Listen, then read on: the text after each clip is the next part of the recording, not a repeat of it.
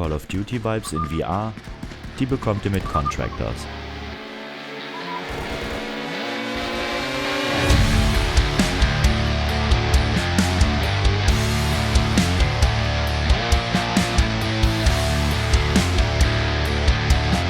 Na du Schuft, ich bin Smooms von Smooms VR. Solltest du dir dieses Review im Anschluss des Videos nochmal in Textform anschauen wollen, dann findest du einen Link dazu in der Videobeschreibung. Wenn du keine neuen Videos von mir verpassen willst, dann vergiss außerdem nicht, meinen Kanal zu abonnieren, die Glocke zu aktivieren und diesem Video ein Däumchen nach oben dazulassen. Und jetzt geht's los mit Contractors.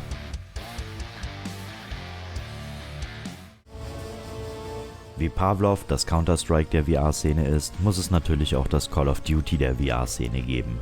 Contractors, ein taktischer VR-First-Person-Shooter vom Entwickler Caveman Studio.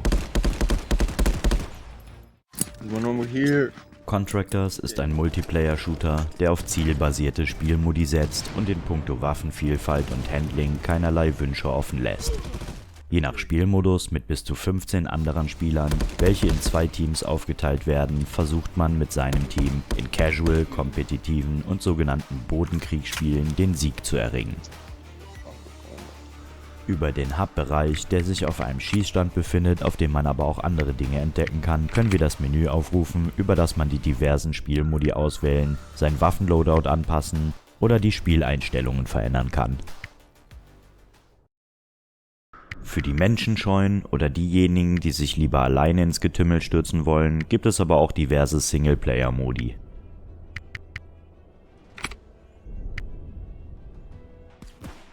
Die Mission, wo ihr, wie man eventuell schon vermuten könnte, diverse Missionen durchspielen müsst, bei denen man zum Beispiel Punkte einnehmen oder einen VIP begleiten muss, während NPC-Gegner versuchen, dich daran zu hindern.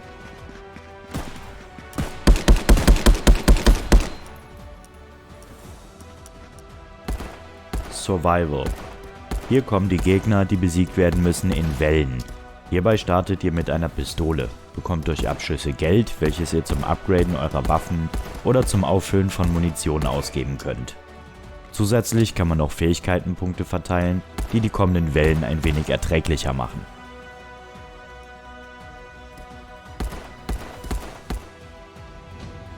Zombie. Genau wie Survival, nur eben mit Zombies.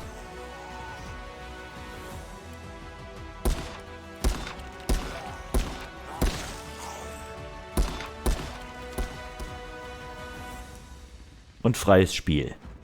Das ist Team Deathmatch, nur mit Bots. Den Bots kann man 3 verschiedene Schwierigkeitsstufen geben. Auf der leichtesten Schwierigkeitsstufe schießen die KI-Gegner wie Sturmtruppler. Die schwerste ist dabei zum Üben wohl okay, aber immer noch sehr einfach und kommt natürlich bei weitem nicht an den Multiplayer ran.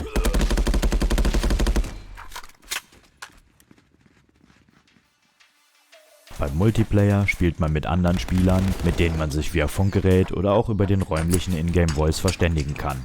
Ja, Nate. Bei den Multiplayer-Spielen kann der Host des Raumes bestimmen, welche Map gespielt werden soll, welche Waffen erlaubt sind und den Multiplayer-Spielmodus. Die Spielmodi sind zum Beispiel Dominanz. Bei dem muss dein Team versuchen, alle Punkte auf der Karte einzunehmen.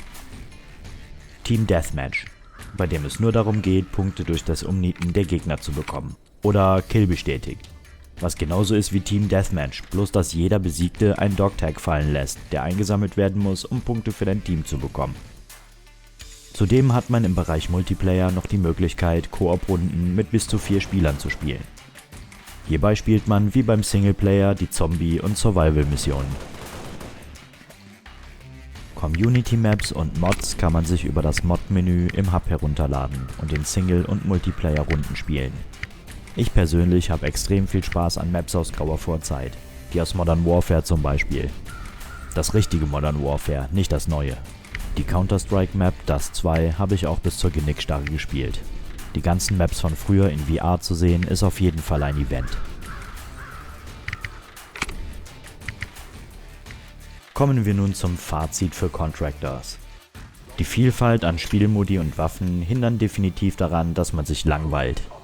Dass man seinen Körper sehen kann, trägt zur Immersion bei und der Singleplayer-Modus ist grundsolide. Die Bots sind bis auf die in dem Survival- und Zombie-Spielmodi nicht so schwer, jedoch eignen diese sich perfekt, um sich mit dem Waffenhandling und den Maps vertraut zu machen. Der Voice-Chat, der eigentlich sogar echt gut ist, kann jedoch in einigen Partien Fluch und Segen zugleich sein. In einigen Runden hört man nur Geschnatter seiner Teamkameraden und kann sich nicht auf Schritte in der Nähe konzentrieren. Man kann die Mitspieler zwar auch stumm schalten, jedoch hat man meist nur einen Störenfried, der babbelt, jedoch sieht man nicht, wer gerade spricht. Der Host der Runde hat leider auch nicht die Möglichkeit, einen Unruhestifter aus der Runde zu entfernen. Das passiert über ein Wahlverfahren. Die Mitspieler der Runde müssen diplomatisch abstimmen, ob jemand aus der Runde entfernt wird oder nicht. Funktioniert leider nicht immer so optimal und könnte leider auch missbraucht werden. Die Mod-Auswahl ist massiv und die Maps von damals in knusprigem VR zu sehen, erregt mich sehr. Wer ein Händchen dafür hat, kann sich hier auf jeden Fall super austoben. In den Einstellungen kann man wählen, ob man den ganzen Körper oder nur fliegende Hände sehen will. Außerdem besteht dort die Möglichkeit, sollte man einen Gunstock nutzen, dieses zu kalibrieren. Für Spieler wie mich, die keinen Gunstock besitzen, kann man einstellen, ein virtuelles Gunstock zu nutzen, was quasi nur die Nutzung eines Gunstocks simuliert.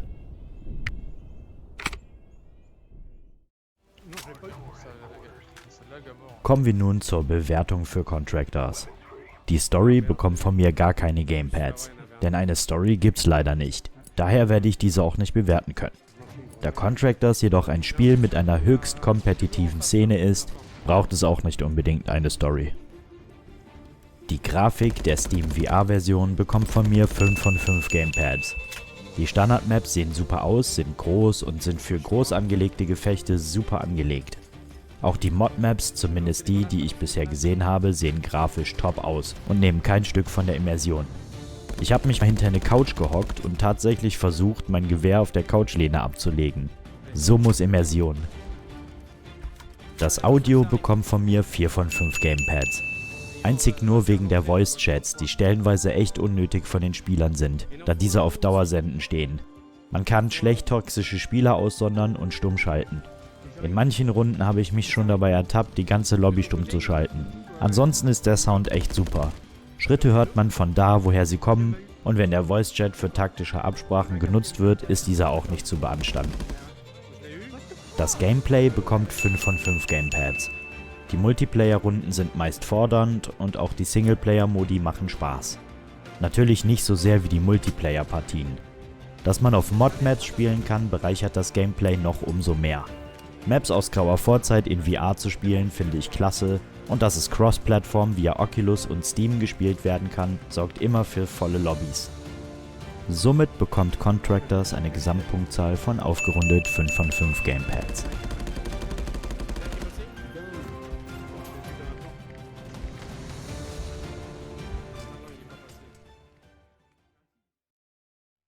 Ihr bekommt Contractors für MetaQuest, Quest 2 und in der Oculus PC App für 19,99 und auf Steam VR für 16,79. Lass uns mal bald zusammen zocken. Bis dann werde ich noch auf ein paar Köpfe klicken. Bis dann und San Francisco.